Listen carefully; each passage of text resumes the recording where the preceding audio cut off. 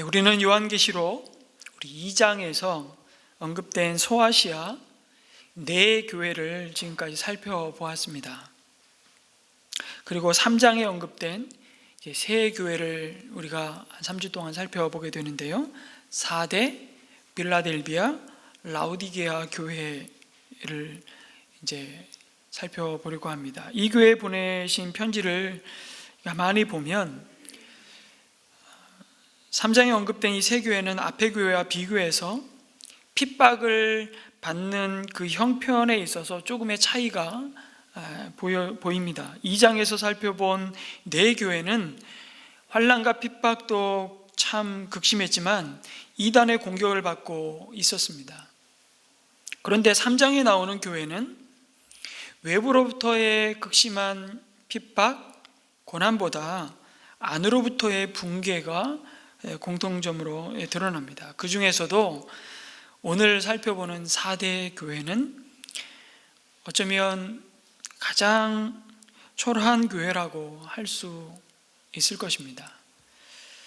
여러분, 이 4대 교회가 위치한 이 4대라는 이 도시를 가만히 보면 여러분 지도에서 보시듯이 두아디라 교회에서 남쪽으로 한 48km 떨어진 성읍이었습니다. 아까 얘기했던 우리 오미드 마리암 사역자가 우리 교회가 파송 선교사로 지금 후원하고 있고 함께 동역하며 계속해서 흩어진 난민들을 귀하게 섬기는데 그 크루세이르 지역은 저기에 보면 딱 중앙에 있다고 생각하시면 됩니다. 터키의 중부. 아마 타교섭 김사라 선교사님은 이 소아시아 7교회의 유적지들을 다 아마 둘러보셨고 지금도 우리 함께 사역하는 동역자들이 도시마다 또 사역들을 이어가고 있습니다. 이 사대라는 도시는 잠깐 이 다음 사진에서 보면 아시겠지만 1200년경에 세워진 고대 왕국이 있습니다. 리디아라는 왕국인데 이 왕국의 수도였습니다. 삼면이 460m 정도의 절벽으로 되어 있는 이 투몰루스라는 산에 세워진 아주 천연 요새죠. 난공불락의 요새였습니다. 이런 천연 요새로서의 조건을 가진 곳이 이 4대였기 때문에 고대 세계에서 불가능한 일을 이루었다 이렇게 말할 때 썼던 표현이 관용적인 표현이 뭐였냐면 4대를 함락시켰다 이렇게 말했다고 합니다. 그만큼 함락하기 어려운, 정복하기 어려운 땅이 바로 4대였습니다. 그리고 저 투몰루스 산을 따라서 엄청난 금광이 발견되고 사금이 풍부해서 그 금 채취로 막대한 부를 축적했던 도시가 4대입니다. 고대 도시 중에 최초로 금화와 은화를 주조한 도시였습니다. 이런 사실이 말하고 있는 게 무엇입니까? 4대가 누리던 물질적인 부유의 그 수준이 얼마나 높았는지를 말해주고 있죠. 그리고 지금 계속 살펴보고 있는 소아시아 7교회의 이 도시들은 굉장히 그 직물공업이 다 발달된 도시들이었던 것으로 보입니다. 역시 4대도 의복과 염색, 직물공업이 굉장히 왕성하게 산업이 일어났던 도시였고요. 그래서 4대 하면 화려한 의복을 먼저 떠올릴 정도였다고 합니다. 오늘날 우리로 말하면 이태리, 밀라노 이런 도시들 중심으로 하는 패션의 프랑스 파리라든지 뉴욕이라든지 이런 도시와 같았다는 거죠. 그래서 4대 교회를 말씀하시면서 오늘 표현해 보면 5세에 대한 말씀을 몇 차례 언급하고 있습니다. 4대는 그만큼 독자적인 번영이 가능할 만큼 엄청 부유한 도시였습니다. 그러다 보니 자체적으로 경제가 돌아갔고요. 그래서 경쟁적으로 로마의 지원을 받기 위해서 많은 도시들이 로마의 신전을 짓고 황제 숭배를 앞장서서 행하는 일에 이 목을 메어야만 했는데 그런 도시와는 달랐습니다. 4대는 그렇게 하지 않아도 될 만큼 부유했다는 것이죠. 그러니까 이런 표현이 딱 맞는 것 같습니다. 4대 가서 돈 자랑하면 안 된다. 예. 그래서 우리 어디 가서 돈 자랑하지 말라 했는데 꼭 4대 가서 돈 자랑하면 이 팔불출이라는 소리를 딱 듣는 거죠. 그 정도로 사치스러운 생활을 누렸던 도시입니다. 가장 오래된 역사와 또 과거의 영광을 누렸던, 그런데 그래서 교회에 대한 박해가 그렇게 심하지 않았던 것으로 보이고요, 외부로부터의 극심한 핍박은 크지 않았습니다만 사대교회가 처한 환경은 돈이 차고 넘치다 보니 쾌락과 향락 문화로 가득했습니다.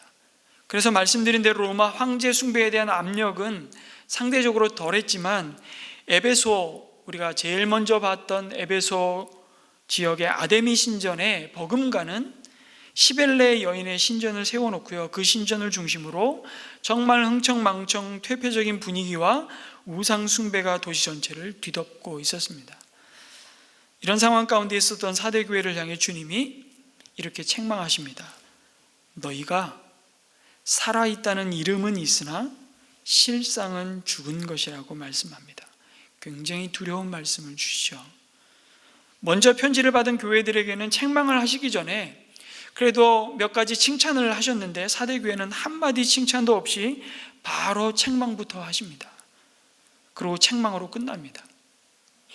사대교회는 적어도 겉모습은 괜찮은 교회였습니다. 겉은 아름답게 잘 포장되어 있었고요, 다른 사람들의 입에 오르내리는 명성도 있는 교회였습니다. 수많은 행사와 사역들, 활동을 했습니다. 사람들이 볼 때 사대교회는 살아있는 교회였습니다. 살아있다는, 이름은 있다 할 때 이 살아있다는 표현이요, 그냥 목숨만 겨우 붙어있다 이런 의미가 아니고요, 정말 생명이 살아 움직이는 생동감 있고 활동적인 것을 일컬을 때 쓰는 단어입니다.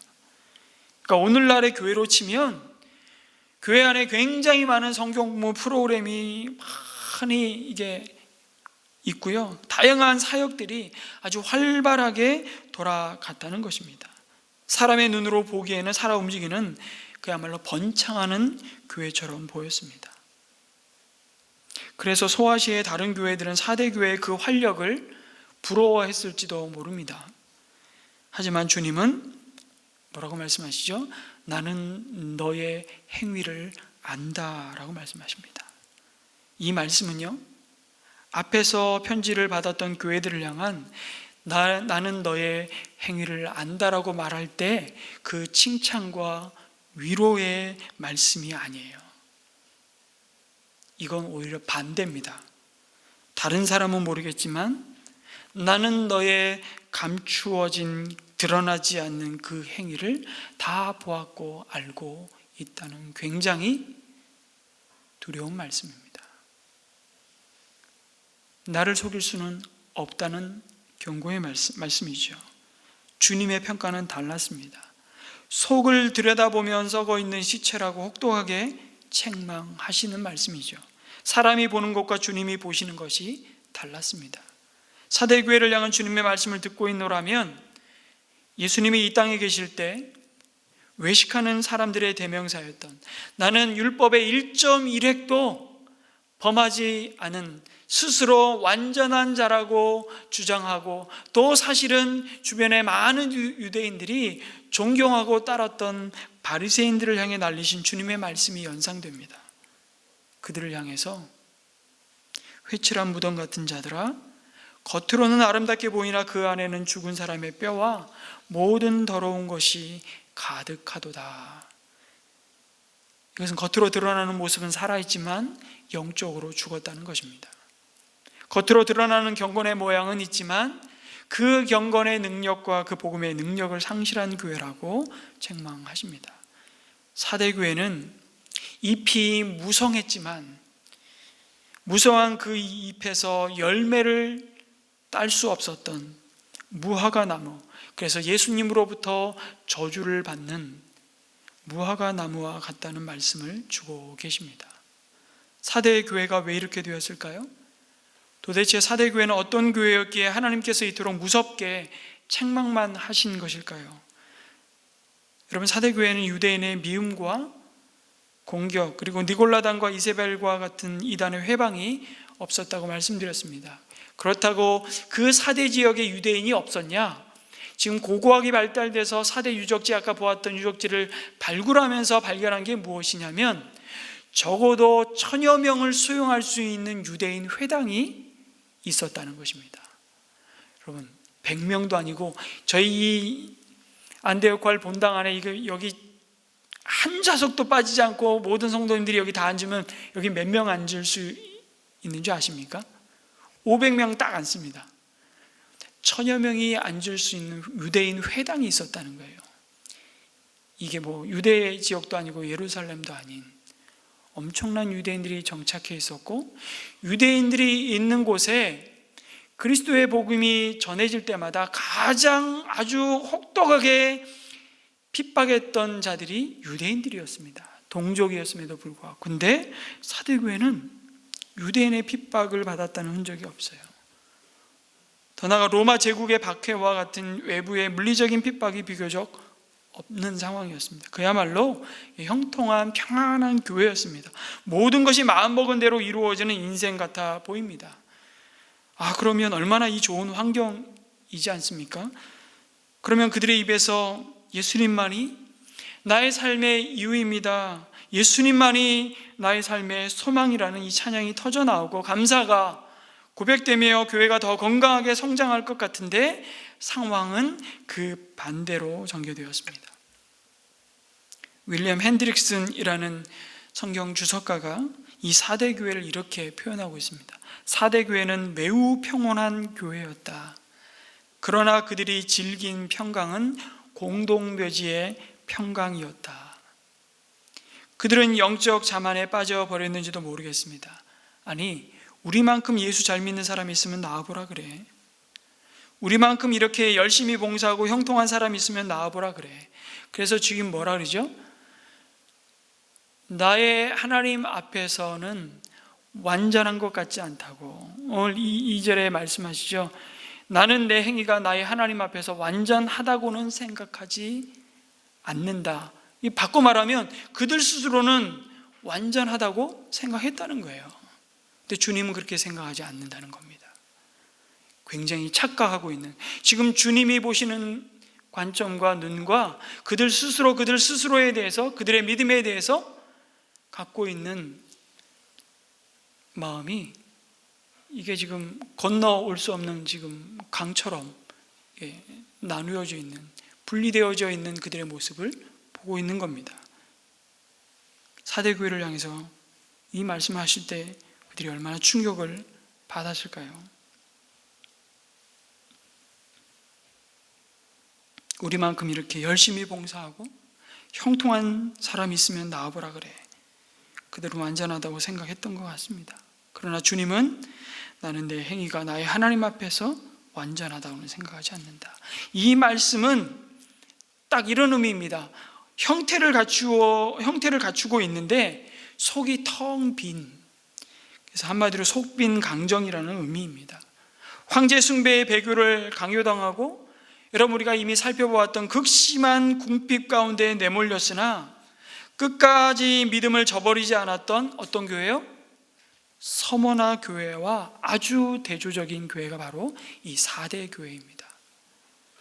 주님은 서머나 교회 성도들을 향해서 칭찬만 하시는데 그들을 향해서 이런 말씀을 하십니다. 극심한 환난과 궁핍 가운데 있지만 실상은 너희가 부요한 자라고 말씀하십니다. 사도교회하고 완전히 반대죠. 실상은 너희야말로 부유한 자들이다. 여러분, 환난이 없고 편안한 것이 무조건 좋은 것은 아닙니다. 오히려 어려움과 핍박과 도전이 있을 때, 오늘 이 터키 땅에서 오늘 우리가 선교 보고 은혜 나눔을 받았던 것처럼 놀라운 하나님의 복음의 능력이 새 생명이 태어나는 영광을 우리가 보게 되는 것처럼, 여러분 그 핍박과 도전이 있을 때 교회가 영적으로 깨어 있어서 하나님께 부르짖으며 주님의 은혜 아니면 살 수 없는 자임을 오히려 철저히 고백하며 엎드리게 됩니다. 그 고난이 우리에게 축복이라는 사실을 우리는 그 고난 속에서 더 깊이 경험하게 되는 것이죠. 그러나 4대의 사치와 쾌락의 도시 분위기는 교회의 생명력을 서서히 갉아먹었습니다. 영혼의 깊은 잠에 빠져버렸습니다. 영적인 야성을 잃어버렸습니다.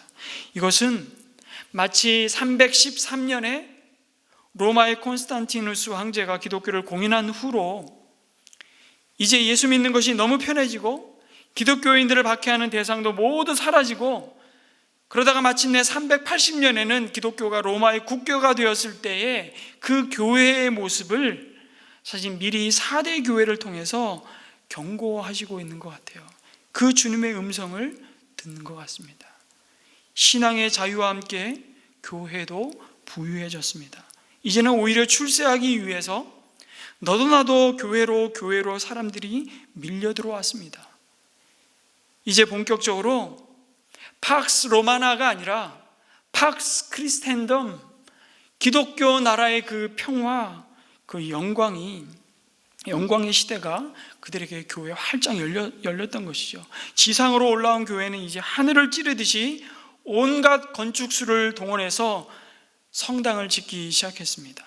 마을과 도시마다 가장 좋은 땅에 가장 중앙에 교회보다 더 큰 건축물을 아예 짓지 못하도록 해놓고 그들은 교회를 가장 높이 세웠습니다. 그래서 화려한 양식들이 고딩 양식부터 다 등장하지 않습니까? 그 교회 안에 온갖 벽화와 대리석과 예술품과 장식으로 채웠습니다. 지금 유럽을 관광하며 우리가 탄성을 자아내는 그 모든 예술품들은 이 중세시 다 만들어졌어요. 다 그려졌고 다 조각되었습니다. 너도 나도 더 크게, 더 화려하게, 더 높이 웅장하게 교회 짓기에 몰두하다가 재정이 파탄날 지경에 이르자 이제는 교회에 헌금하면 죄가 없어진다고 해서 면죄부를 팔기 시작했습니다. 그 유명한 표현 있죠. 헌금통에 동전이 떨어지며 짤랑거리는 소리를 내는 순간 너의 영혼이 천국으로 간다. 그렇게 가르치며 헌금을 긁어 모았습니다. 교회는 헌금 많이 내는 사람이 인정도 받고 직분도 받고 부러움의 대상이 되었습니다. 그런데 정작 성경은 읽지 않았습니다. 아니, 성경을 읽을 수가 없었습니다. 모국어로 성경을 번역하는 자들을 화형에 처했기 때문에 아무도 알아듣지 못하고 읽지도 못하는 라틴어로 미사를 드리면서 돈과 권력의 죄에 타락할 대로 타락한 중세 교회가 온갖 악의 소굴이 되었습니다. 교회라는 아주 화려하고 명성 있는 이름은 있으나 실상은 죽은 교회가 되었습니다. 그래서 로마 천주교에서 개신교가 갈라져 나온 것이 아니고 진정한 교회에서 로마 천주교가 떨어져 나간 것이라고 종교개혁자들은 보았던 것입니다. 이것이 4대 교회였습니다. 두려운 것은 4대 교회가 1세기 소아시아 7교회 중에 한 교회만의 모습이 아니라는 것입니다. 4대 교회는 오늘 우리 시대의 교회와 가장 흡사한 교회가 아닐까 싶습니다. 주님이 지금 저에게 오셔서 살아있는 이름은 있으나 실상은 죽은 교회다. 제가 20년, 30년 목회한 다음에 주님이 저에게 오셔서 그 말씀하시면 난 어떻게 말할 수 있을까? 이 생각을 하면서 이 4대 교회를 또 묵상하고 또 묵상하게 됩니다. 우리는 어떻습니까? 여러분, 예배도 드리고 헌금도 하고 기도도 하고 봉사도 하는 이름도 있고 직분도 있고 명성도 있으나 하나님이 바라보신 눈으로 안을 들여다보면 실상 생명이 없다면 이거야말로 낭패 아니겠습니까? 열심히 일하면서도 영적으로 죽어 있다는 진단을 받을 수 있다는 것을 우리는 기억하셔야 됩니다. 열심히 있는 활동 그 자체가 우리의 영적인 생명을 보존하는 것이 아니기 때문입니다. 예수님은 이런 4대 교회를 향해 자신을 이렇게 소개하십니다. 하나님의 7영과 7별을 가지신 분이 말씀하신다고. 여러분, 이것은 4대 교회의 병든 원인과 깊은 관계가 있는 것입니다. 여러분, 7영은 완전하시고 충만하신 성령 하나님을 의미하고요, 7별은 이미 살펴본 대로 하나님의 말씀을 전하는 종을 가리킵니다.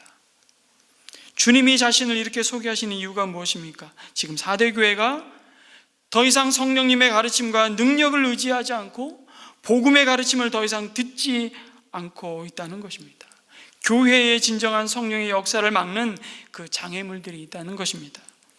오랫동안 진정한 복음을 증거하는 주의 종들이 하나 둘씩 사라지고 말씀을 듣지 못하니까 삐쩍 메마른, 거의 죽어가는 그리스도인들밖에 없다고. 여러분, 처음부터 그랬던 것은 아닙니다. 한때는 강력한 성령님의 역사와 복음의 증거와 능력이 있었습니다. 그런데 언제부턴가 그 성령의 역사를 막는 어떤 것들이 생기기 시작했고, 나중에는 이것들이 교회 안에서 오히려 완전히 성령의 역사를 차단시켜 죽은 자가 되었다고 말씀하시는 것입니다. 레너드 교회 성장학자, 미래학자인 레너드 스윗 박사가 지적한 변화하는 교회의 모습을 이 4대 교회를 통해서 우리는 주목하게 됩니다. 처음에는 선교적 교회로, 미셔널 처치죠. 하나님이 이 땅에 예수 그리스도를 통해서 교회를 세우신 목적을 분명하게 붙든 선교적 교회로 세워지고, 그 다음엔 그 주신 부르심을 따라 열심히 사역을 하는데, 사역을 하다 보니까 사역 자체가 목적이 되어버렸어요. 그래서 사역하는 교회로 변화됩니다. 좋은 의미에서 변화가 아니라 변질이 일어나기 시작하는데, 미니스트리 처치로 가더니만 나중에는 전통적인 교회, 트래디셔널 처치로 변하고, 마지막에는 오늘 유럽 교회에서 보듯이 뮤지엄 처치가 되고 맙니다. 박물관 교회가 되는 것이죠. 우리가 기억해야 할 것은 교회가 얼마든지 죽을 수 있다는 것입니다. 어떻게 해요? 성령 하나님이 진리의 영이 되셔서 그 말씀을 오늘도 가르치시고 살게 하시는 교회의 존재의 목적을 외면하고 무시할 때 그 죽음은 시작된다는 것입니다.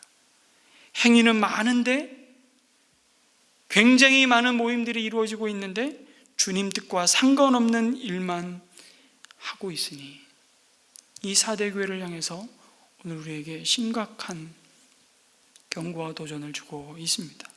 그래서 살았다는 이름은 있으나 죽은 교회가 어떤 교회입니까? 그것은 바로 교회의 존재 목적을 상실한 교회입니다.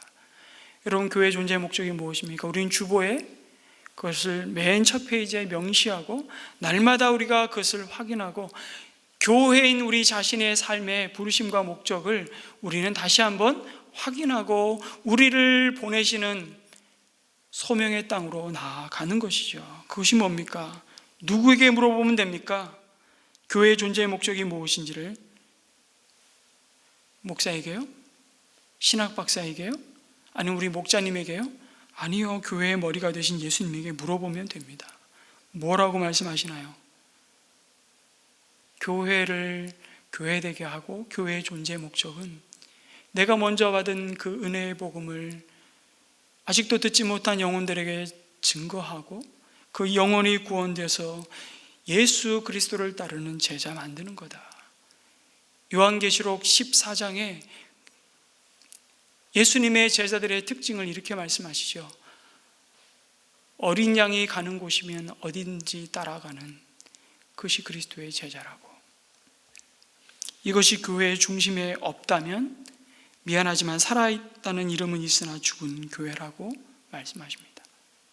죽은 교회는 복음이 더 이상 선포되지 않고 그 자리를 사람의 목소리와 오래된 관습과 제도로만 채워가는 교회입니다. 참된 구원의 역사가 더 이상 일어나지 않습니다. 죽은 교회는 더 이상 제자가 만들어지지 않습니다. 다시 말해 예수님을 따르는 자가 일어나지 않는다는 겁니다. 여러분, 예배도 드립니다. 봉사도 합니다. 성도의 뜨거운 교제도 합니다.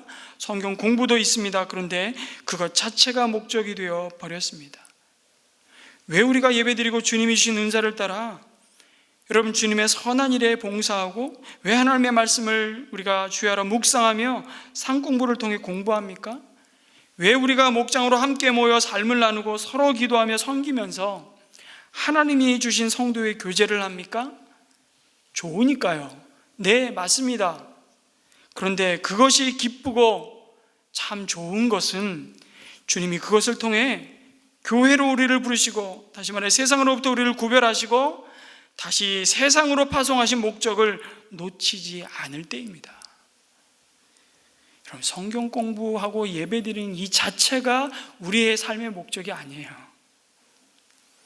그것은 바로 영혼 구원해서 제자 삼기 위한, 하나님이 우리를 하나님의 그 선한 일에 사용하시기에 오늘도 우리에게 은혜를 주시고 우리를 준비시키시고 우리를 성령으로 충만케 하시고 우리를 세워가시는 하나님의 나라에 하나님께 속한 자, 그리스도께 속한 자로 우리를 준비시키기 위해서 주시는 은혜들이에요. 은혜의 방편들이죠.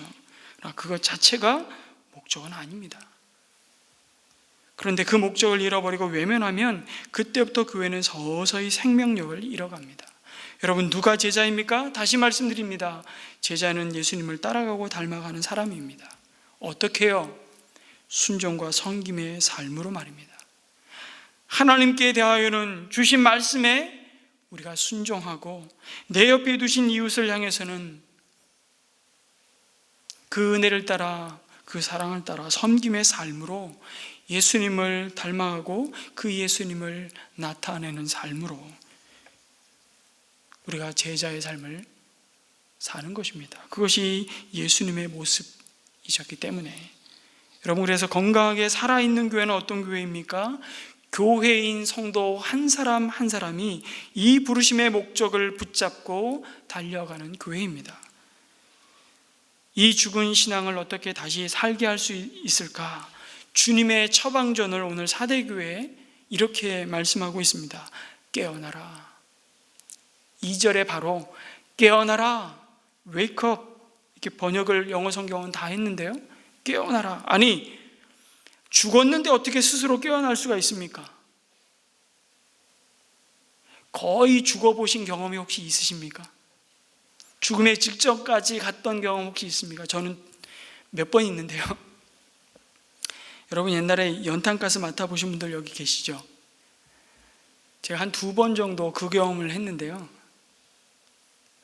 옛날에는 연탄, 아궁이에서 연탄 이렇게 갈아야 되잖아요. 그게 지금 생각해도 얼마나 싫었던지. 그 연탄 가는 시간 타이밍이 새벽 막 이때쯤 되면 제 동생하고 저하고 서로 미뤘던 것 같아요. 네가 가러와, 오빠가 가러와, 막 이러고. 그러다가 어느 날 연탄 중독돼서 죽기 일보 직전인데 누군가가 저를 흔들어 깨우고 일어나라고 소리를 지르고 비몽사망간에 뛰쳐나와서 다 토하고 온 식구들이 중독이 돼가지고 사경을 헤맸던 기억이 지금도 생생합니다. 그때 저를 누가 흔들어 깨웠을까요? 저희 어머니지요. 저희 어머니가 정신줄을 마지막에 그나마 놓지 않으시고, 연탄 중독되니까 그때 막 동치미 국물 막 이렇게 마시고 하지 않았습니까? 그게 진짜 효과가 있는지 없는지도 모르겠지만 정신 차리라고 그랬던 기억이 납니다. 깨어나라. 여러분, 주님이 아직 소망을 두고 계시다는 거예요. 사대교회를 향해, 그 영혼의 깊은 잠을 자고 있는 교회를 향해 주님은 포기하지 않으시고 애타게 흔들고 계십니다. 깨어나라.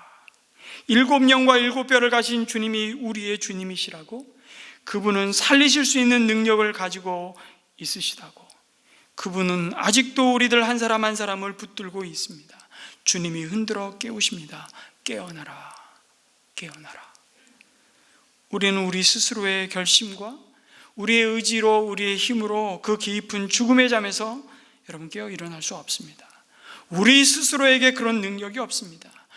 죽은 교회를 살리시는 것, 죽은 영혼을 살리는 분은 오직 성령님의 역사입니다. 우리 안에 계셔서 오늘도 잠자고 있는 우리 영혼을 흔들어 깨우시는 성령 하나님, 일어나라, 깨어나라. 사대는요, 아까 말씀드린 대로 천연 요새였습니다. 역사적으로 2차례 경비병들의 부주의로 말미암아서 함락된 슬픈 역사를 갖고 있는데, 그래서 여러분, 깨어나라, 정신 차려, 깨어 일어나라는 이 말은요, 사대 사람들에게는 굉장히 뼈아픈 단어였습니다. 자다가 2번이나 멸망을 경험한 사대만큼이나 사대 교회도 자다가 멸망을 당할 위기에 있다는 것을 보여주는 말이 바로 깨어나라. 그래서 가장 첫 번째 명령을 주고 계시죠. 정신 바짝 차리고 깨어있는 그 상태를 유지해야 한다는 의미를 가지고 있습니다. 주님께서 제자들에게 깨어있으라 말씀하신 것처럼 말입니다. 사대교회는 이 영적인 죽음과 무감각에서 깨어 일어나야만 했습니다. 사대교회의 영적 무감각은 사실 사치와 향락과 물질의 풍요로움이 가져온 이교적인 문화 앞에서 자신들의 믿음을 적극적으로 증언하지 않고 살아가는 동안 아마 자신들도 모르게 서서히 영적인 죽음의 늪으로 빠져든 매너리즘이었던 것으로 보입니다. 여러분, 사대교회에 말씀드린 대로 큰 환난과 극심한 궁핍이 없었습니다. 왜 그랬을까요? 아니, 자원도 풍부하고 금 쏟아지지, 무역은 잘 되지, 그래서였을까요? 세상을 향해서 거룩한 도전을 하지 않았기 때문입니다.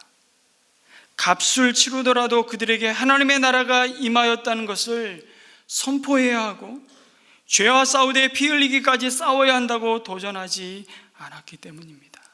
만약 그랬다면 그들을 두신 그 도시 속에서, 도시의 이야기가 계속 나오는데 요한계시록에 하나님을 대적하여 일어난 그 도시 속에서 예수 그리스도만이 우리의 왕이십니다, 우리의 구원자이십니다, 그들이 선포했다면 교회는 세상과 거룩한 갈등을 일으켰을 것입니다. 깨어있으라, 주님이 마태복음 24장에 말씀하시는 그 문맥에서 깨어있으라 라는 말씀을 주시면서 내 원수가 내 가족이 될 것이다 라고 말씀하세요. 그 갈등이 우리 가운데 있는 것은 어쩌면 피할 수 없는, 우리가 먼저 복음을 받고 은혜를 받은 그 믿음의 좁은 길을 걸어가는 성도들이 외면할 수 없고 피할 수 없는 길인지도 모르겠습니다.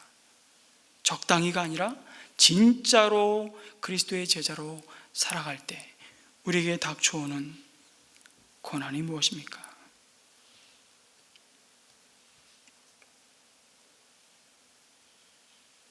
그 거룩한 갈등이 지속되면 세상으로부터 핍박받습니다.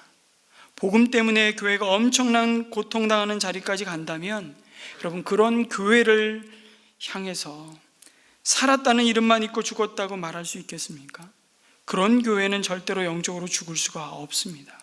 어쩌면 터키의 그 무슬림 한복판에서 무슬림들과 일상을 살아가며 예수 그리스도가 우리의 주요 구원자이십니다라고 고백하는 그 형제들, 그 자매들, 그리스도께 속한 그 사람들은 지금 오늘 동시대를 살아가면서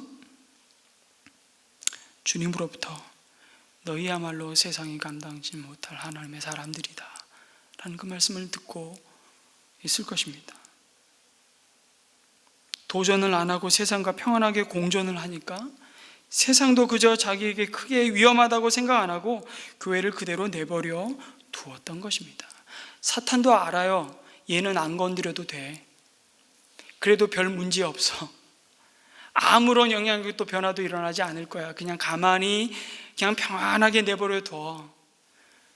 누가 더 잘한다고요? 우리의 원수 사탄이 더 잘한다고요. 만약에 우리가 그렇다면 우리는 영혼의 깊은 잠을 자고 있는지도 모릅니다.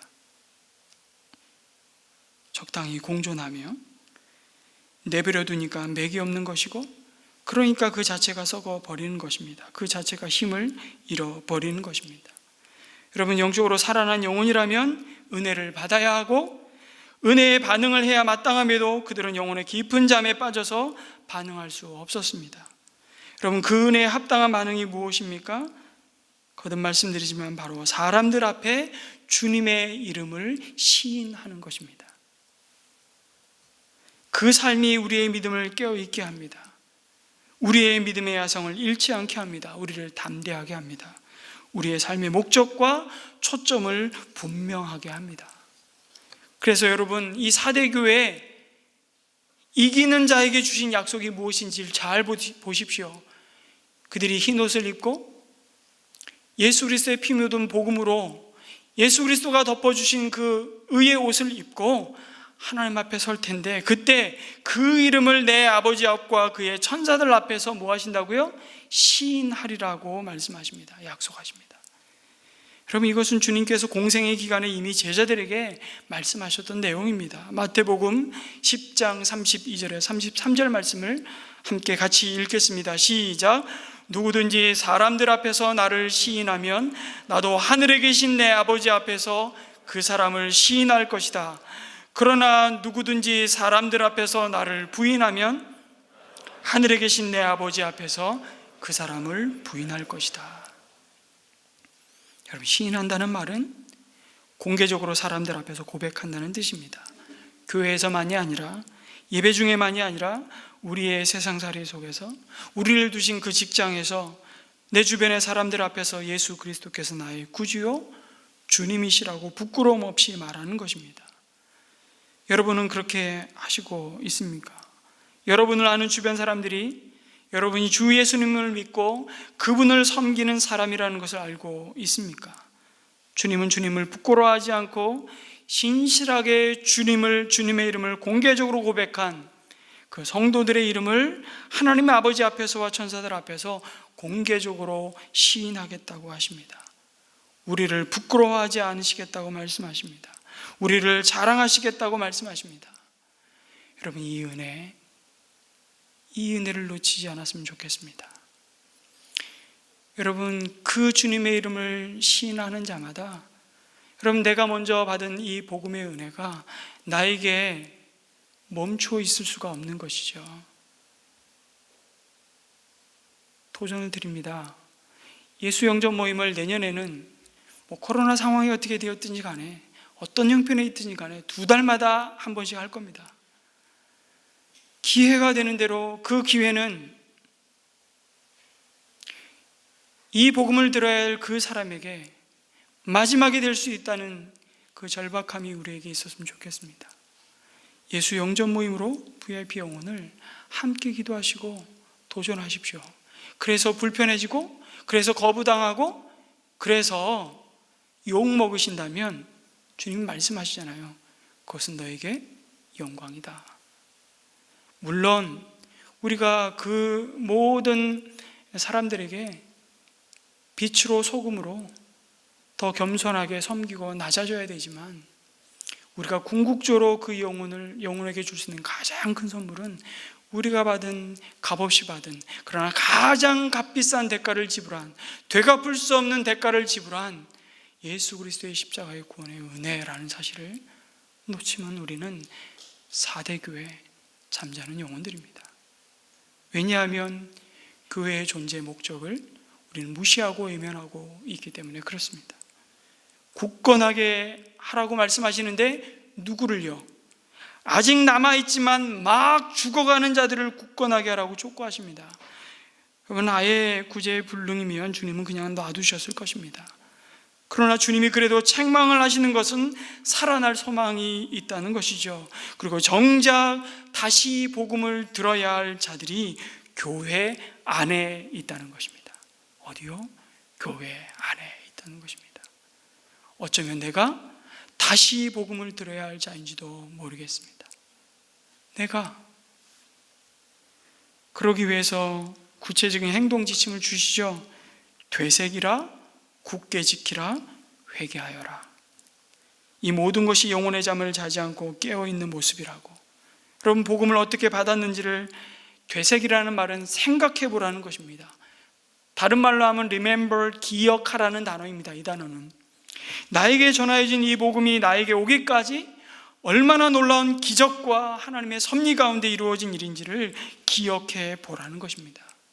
처음 신앙을 갖게 되었을 때 그 상황과 가치를 자주자주 되새김질을 해보라는 것입니다. 그것이 주는 유익이 무엇입니까? 자만하지 않게 됩니다. 잊고 있었고 잃어버렸던 감사를 회복하게 됩니다. 여러분, 우리가 소유한 이 복음의 가치를 모르는 사람은요, 반드시 그 가치를 잃어버리게 되어 있습니다. 현재 내가 가지고 있는 것의 가치를 모르고 있으면 그것을 반드시 잃어버리게 되어 있다니까요. 너무 당연하고 마땅하다고 생각하는 것이 얼마나 소중하고 값비싼 대가가 지불된 일이라는 것을 우리는 그래서 기억해야만 합니다. 자주자주 되새김질하라는 것은 뭐예요? 개어 올려서 다시 음미하고 또 씹고 또 씹어보라는 것입니다. 그래서 그것을 단내가 나도록 소화하라는 것이죠. 되갚을 수 없는 값이 지불된 놀라운 은혜를 선물로 받은 이 사실을 늘 염두에 두고 사는 삶이 그래서 막 살지 않는 삶입니다. 그것을 기억하는 사람은 되는 대로 살지 않습니다. 그래서 내가 처음 복음을 들었을 때 그 감격을 다시 생각하고 기억하라고 도전하십니다. 두 번째는 지키라는 것이죠. 계속 거듭 교회마다 반복해서 주는 교훈입니다. 여러분, 성경 공부해서 성경 실천의 자리로 가야 한다고 끊임없이 말씀합니다. 그 훈련을 우리는 그 행함을 어디서 합니까? 목장에서 하는 겁니다. 하나님만을 의지하는 삶을 살게 하시기 위해 그 목장에서 하나님은 우리의 믿음을 그렇게 다듬어 가십니다. 마지막은 회개하라. 후회가 아니라 180도 돌아서는 삶. 지금까지 소아시아 7교회에 주시는 말씀 가운데 이 5교회를 말했는데요, 이 5번째 교회의 모습이 특히 내 모습하고 어떻게 그렇게 닮았나? 여러분, 그렇게 생각되시면 여러분은 하나님의 은혜를 입은 자입니다. 그 죄악을 인정하고 돌이키면 주님은 우리를 새롭게 하실 것입니다. 만일 내가 깨어있지 않으면 내가 도둑같이 올 것이라고 말씀하시는데, 여러분, 이것은 주님의 재림을 가리키는 말이 아닙니다. 주님은 역사의 한순간에 오셔서 그들을 심판하실 것입니다. 물론 그 순간은 예고 없이 찾아올 것이고, 그렇게 오셔서 주님은 교회의 촛대를 옮기실 것입니다. 그리고 실제로 이 일은 역사의 한순간에 4대 교회와 그 이후에 이어지는 많은 교회에서 일어났습니다. 진짜 여러분 깨어 있으려면 어떻게 해야 되나요? 그래서 오늘이 내 생의 마지막 날인지 모른다. 항상 그 생각을 염두에 두고 확실하게 가지고 살라는 것입니다. 그러면 삶이 여러분 비참해지고 불쌍해지고 값 떨어지는 그런 삶을 사는 것이 아니라 진짜 우리가 하나님께로부터 받은 그 값어치에 어울리는 삶을 살게 된다는 것이죠. 여러분, 우리가 손에 쥔 것이 많다고 정말 부유한 것이 아닙니다. 여러분, 우리는 어떤 일을 하기 싫다가도요, 그러잖아요. 내 인생의 마지막 기회일지 모른다 생각하면 그냥 합니다. 누군가를 용서하기 싫다가도 내가 오늘 밤 이 인생, 이 인간 일을 갈다가 천국 가면 안 되지 생각하면 용서합니다. 내가 손 터는 날이 오늘이지 생각하면 우리의 삶이 매우 매우 단순해집니다. 그리고 가장 명료해지죠. 뭐가 중요한 것인지, 뭐가 내 인생을 드려야 할 것인지가 명료해집니다. 오늘 밤 죽을 사람이 텔레비전 못 봐서 한이겠습니까? 저 옷을 한번 걸쳐봤으면 원이 없다 하겠습니까? 저 차를 내가 한번 타봤어야 했는데, 저런 집에 한번 살아봤어야 했는데, 그러지 못한 게 원통한 일이겠습니까? 무엇이 정말 중요한 우선순위인지가 정해지는 것입니다. 교회 공동체도 마찬가지입니다. 여러분, 세속주의라는 무서운 전염병이 쓰나미처럼 교회를 덮치고 있습니다. 유럽 교회는 이미 세속주의의 깊은 잠에 녹아버렸습니다. 고추 농사 녹는다는 말 쓰죠? 잘 모르세요? 저희 어머니 고추 농사 짓는데 고추 밭에 딱 가면요, 이 말이 무슨 말인지 대번에 압니다. 모양은 있는데 열매는 먹을 수 없는 것처럼. 무농약으로 농사하니까 농약 치는 모든 밭에 벌레들이 무농약으로 농사하는 저희 어머니 밭에 다 몰려오더라고요. 그냥 제대로 된 상품 가치가 없어요. 팔려고 하는 게 아니시기 때문에. 그래도 무농약으로 농사 짓는데 바로 이런 고추죠. 마치 유럽 교회가 그런 연병이 미국으로 갔고 한국 교회에 불어 닥쳤습니다. 여러분, 세속주의라는 말이 어려운 말 아닙니다. 가장 핵심이 뭔가 하냐면 하나님을 삭제하는 겁니다. 우리의 생각에서, 우리가 추구하는 가치에서, 우리의 삶의 자리에서, 우리의 삶의 목적에서 하나님을 삭제해내는 겁니다. 하나님을 떼어내는 것이죠. 하나님을 파내는 것입니다. 그 자리에 하나님을 지워버리는 것입니다. 하나님 없는 삶, 하나님 없는 문화, 하나님 없는 가치, 그래서 추구하는 것이 세속주의입니다. 하나님 여기까지, 오늘 예배드리는 여기까지 내가 이 말씀 듣고 나가면 그때부터는 내 삶의 방식이 있고 가치가 있고 우선순위가 있다는 거예요. 하나님의 자리를 그곳에서 파내기 시작하면 우리의 생각이 썩고, 그 생각이 썩은 사람이 만들어내는 태도가 썩고, 그 태도가 썩은 사람이 만들어내는 세상이 죽음의 자리가 되는 것이죠. 한국교회가 지금 목사도, 부모님들도, 교인들도, 자녀들도, 교사들도, 학생들도 점점 하나님이 시시해져 가고 있습니다. 하나님보다는 이 땅에서 하나님의 도움으로 뭔가 좀 잘 누리고 살고 싶은 욕구가 더 큰 것 같습니다. 하나님 우리 삶의 목적이 아니고 우리 삶을 채워주는 도우미로 전락해 버렸습니다. 내가 하나님을 위해 사는 것이 아니고 하나님이 나를 위해 존재해야 되는데, 참 그 양반이 내가 원하는 때 내가 원하는 방식으로 순종하지 않는 것 때문에 많은 한국교회 성도들이 하나님에 대해 섭섭한 채 살아가고 있습니다. 이것이 바로 세속주의입니다. 여러분, 우리는 우리의 다음 세대들이 정말 우리를 능가하는 반듯한 믿음을 갖도록 깨어 있어야 한다고 말씀합니다. 깨어 일어납시다. 사랑하는 성도 여러분, 주님의 말씀대로 깨어 있다가 주님을 만나 뵙기를 간절히 소망합니다. 살아있다는 이름은 있으나 실상은 죽은 자들이 아니라 반대로 고린도후서 바울이 고백했던 것처럼 무명한 자 같으나 유명한 자요, 죽은 자 같으나 보라 우리가 살아있고, 징계를 받는 자 같으나 죽임을 당하지 아니하고, 근심하는 자 같으나 항상 기뻐하고, 가난한 자 같으나 많은 사람을 부유하게 하고, 아무것도 없는 자 같으나 모든 것을 가진 자로다. 이 칭찬받는 우리 은혜샘물교회 성도들이 되시기를 주님의 이름으로 축원합니다. 아멘.